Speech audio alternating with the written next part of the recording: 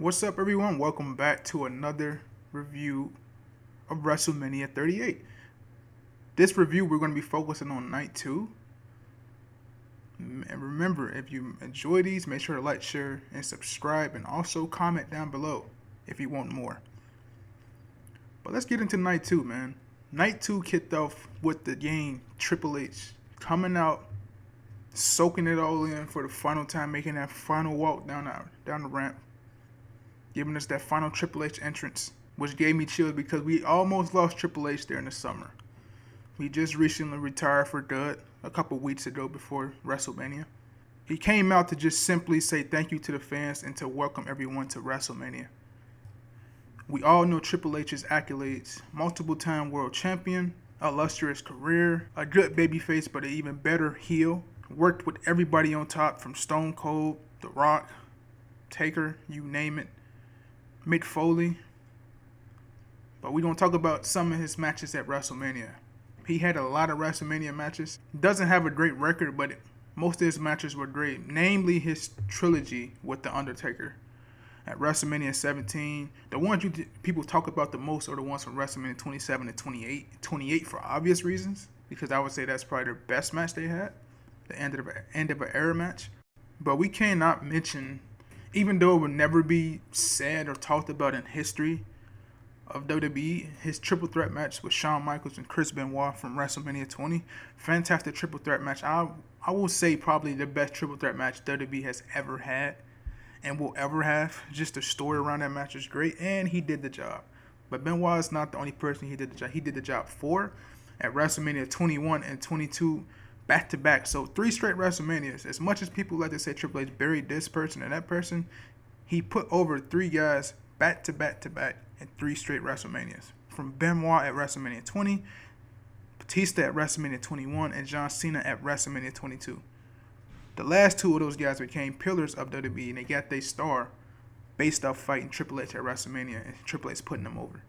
So Triple H played a vital part in most of those guys' career. But Triple H came out there to welcome everyone to WrestleMania and to thank the fans the only way he knows how, which is in the middle of that ring. And, his family was there. His daughters were out ringside. Triple H retired, formally left his boots in the middle of the ring. That is truly an end of an era. Everyone from that era is gone. Even though we had Austin the first night, but everyone there is gone. Triple H was the last remnants of the Attitude Era, which will never be recreated again. We wish Triple H well in his retirement. So the first match to kick off night 2, we had RK Bro defending their Raw Tag Team Championships against the Street Profits in the Alpha Academy. RK Bro continues to be the hottest act on Monday Night Raw, in my opinion. This was a fantastic tag team match with some amazing spots. Montez Ford, this guy's out of this world, man. He has Chad Gable in the corner, right? He backs up like he's about to deliver a bitch splash onto Gable inside on the corner, right? But this madman, he decides to run towards Gable and hop over Gable and hit a diving senton on everyone else outside the ring, which got a huge pop. Montez Ford will be a star one day. It sucks for Angelo Dawkins, but Montez Ford has everything WWE is looking for. He oozes charisma. He's very good in the ring, and he's only getting better. And will trend him upwards when he becomes a single superstar. Chad Gable not trying to be outdone by Montez Ford. He also does something crazy. He hits a moonsault onto everyone else outside the ring. So these guys are trying to one-up each other. Also, we can't forget about the Viper. Randy Orton was hot also during this match. He got the hot tag from Riddle.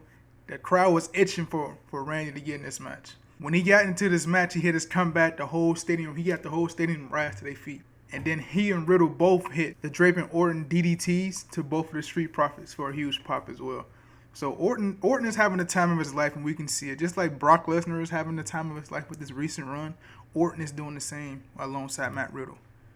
And he even talked about it on the Pat McAfee show. But the finish of this match was awesome. So Montez Ford is on the top rope about to perform a high-flying move. Then from out of nowhere, Matt Riddle hits him with a springboard RKO. As Riddle lands, he's on the ground. On the side, you can see Chad Gable climbing up to the top rope. He's about to perform a diving splash when also out of nowhere, Randy Orton hits him with an RKO. The RKO Bro picks up the win and retains the titles. This was a very great opening match to start night 2. So after the match, the Street Profits go in the ring to congratulate Orton and Riddle on a well-fought match and retaining the championships. So they bring in the Solo Cups to celebrate. And before they start to celebrate, they tell Gabe Stevenson to come in the ring and celebrate with them. And then Chad Gable smacks the cup out his hand, and then him and Gable go at it. And he belly-to-belly suplexes Chad Gable. And he mouths up, I'm going to show y'all who the real Gable is, to end the segment. And WWE is really going hard pushing this guy. He's got potential. We'll see where it goes, though. I mean, WWE is really pushing this guy hard to be in a draft pick who hasn't even been to NXT yet. Major stages on Raw and WrestleMania, so we'll see where this guy is going to be in a couple months. The next match we have up is Bobby Lashley taking on the 7-foot giant Omos. There's nothing really much to say about this match. The match wasn't that great, other than we all know who the real Dominator really is. I was super excited when Bobby Lashley got that 3 count because I thought WWE was going to book Omos to beat him and beat him like mightily. About how limited Omos is in the ring. So given the circumstances, they did the best match they could. It was a spot in this match where Omos was driving Bobby Lashley into the corner and Lashley hit the back of his head on a turnbuckle post. Luckily, there was no cut, no bleeding, so that's good. And Bobby Lashley had a strong ass stall. Look at the guy though. So not surprising. We saw Lashley get Omos off his feet with a snap suplex. He been going for it the entire match and he finally got it. And that spelled the end for Omos. So Lashley got a full hit of steam, hitting with a spear from behind, and then ran again and hit him with a spear in the front just to finish him off. And he picked up the 1, 2, 3, and now we're going to see where they go with Lashley after this. He better be back in the title picture after everything don't just happen. Our next match was actually a pretty good match between Sami Zayn and Johnny Knoxville. It delivered on what it was suspected to deliver on. Sami Zayn, it just reaffirming that Sami Zayn is one of the best workers in WWE. To go out there, protect Knoxville, and to have an actually good match with Johnny Knoxville. This match had all the things you would expect it to have, such as all the jackass tropes and props out there, which I enjoyed a lot. I hope most people would, or did. Knoxville introduced a table into the match, which he leaned up against the corner, but Sami used it on him. He hit him with a T-bone suplex through it. Also in this match, we had appearances from Chris Pointis and Wee Man of the Jackass Cast. Chris came out there, ripped his clothes off, and started dancing with a thong on, which I did not need to see. Reminded me of Bit Dick Johnson from Monday Night Raw, well, WWE back in like 07, 08. That's what that reminded me of. But Sami Zayn got rid of him quickly, threw him out the ring, and yet he gave him a beat down. And then he tossed him underneath the ring. And then once he goes to pick up something from underneath the ring, this is where we get an appearance from Wee Man. Wee Man, who then proceeds to beat up Sami Zayn, gets him in the ring, and picks Sami Zayn up for a body slam. Just like Brock gave his ass a body slam back at the Royal Rumble. And then Johnny Knoxville hit Sami Zayn with a tornado DDT, but only got a near fall. So Sami started to clear house. He hits Wee Man with a hula kick, which the crowd did not like. Johnny Knoxville ended up using that prop that kicks you in the nuts on Sami Zayn. And he's about to go to hit him with the taser, but Sami runs out of the ring and he runs into one of those big hands that Jackass always uses to smack somebody right in the face. And then after that, Knoxville hits Sami Zayn with a taser. And Knoxville uses a giant mousetrap that they pulled from underneath the ring to trap Sami and pin him and pick up the win. Our next matchup is the Women's Tag Team Championship match, with Carmella and Queen Zelina defending their championships against the teams of Sasha Banks and Naomi, Liv Morgan and Rhea Ripley, and Natalya and Shayna Baszler. Everybody in their match got their own entrances, but Sasha and Naomi had the most elaborate entrance. This definitely proved to be an early indicator, in my opinion, to who were going to walk out as the new Women's Tag Team Champs. The Fatal 4 was a good match. All the women in the match were in sync and able to get enough shine in the match, with everyone landing a significant move on one another at some point in time during the match.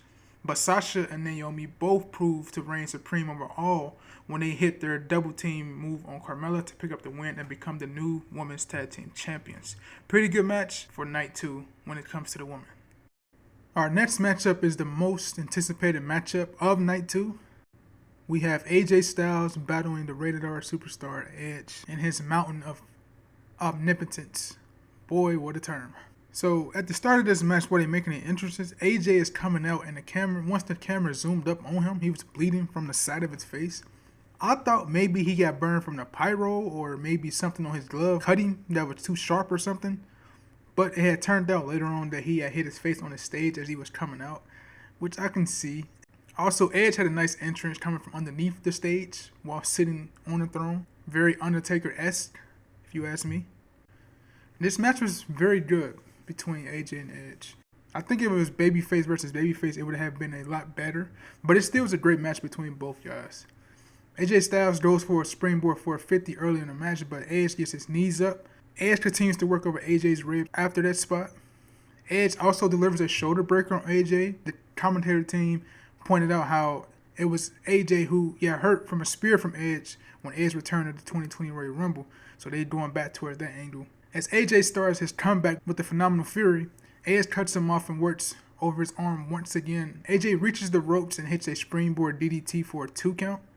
AJ proceeds to put Edge into the torture rack and turns into a rat bomb for a near fall. So this match is very back and forth between these guys. Edge getting in some spots, working over AJ's arm. AJ doing his spots, coming back with the Phenomenal Fury, doing 450s, springboard DDTs, the works. So this match is pretty good. AJ delivers a superplex from the top to the apron to Edge, landing them both outside the ring where they barely made it into the ring to break the count. It was a pretty gnarly spot. You often hear that the apron is the hardest part of the ring, and AJ suplexed Edge right onto that apron. After that, AJ is finally able to hit the Styles Clash for yet another near fall, so he still can't put Edge. To put Edge away, he tries to go back to the apron and prepare for the Phenomenal Forearm.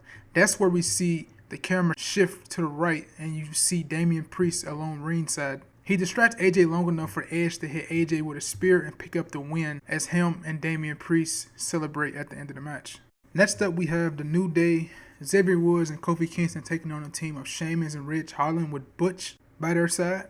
Now this match was very quick, obviously because their match was cut from the first night, so they put it on the second night.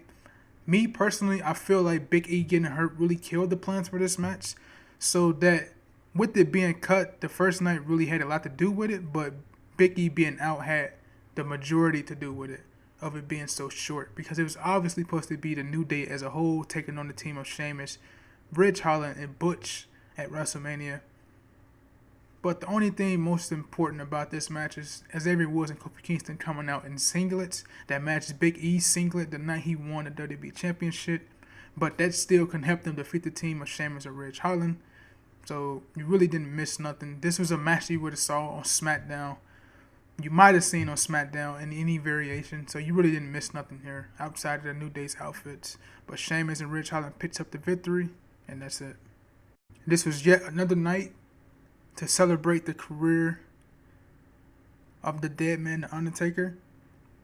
We're going to keep it short and brief. We all know he deserved that both nights. Undertaker deserved his own wing. And they did. WWE did a solid with the Hall of Fame. Undertaker had one of the best speeches in all of Hall of Fame history. I definitely recommend you to watch it. But definitely celebrate the career of Undertaker. Next up, we have our last of the celebrity matches with Pat McAfee taking on Austin Theory. Now, the crowd was hot for Pat McAfee, and McAfee definitely delivered, and it wasn't a surprise if you saw his work with Adam Cole in the Undisputed Era and NXT. McAfee in this match was hitting backflips from the top rope. He did all of this while wearing jeans and a chain, with some Jordans too. Just oozing the charisma.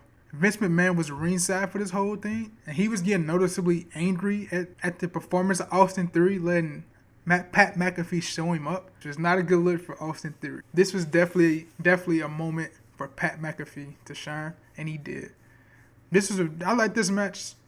All three celebs matches were pretty good to me. But Theory went for the ATL for the finish, but McAfee countered and rolled him up for the win.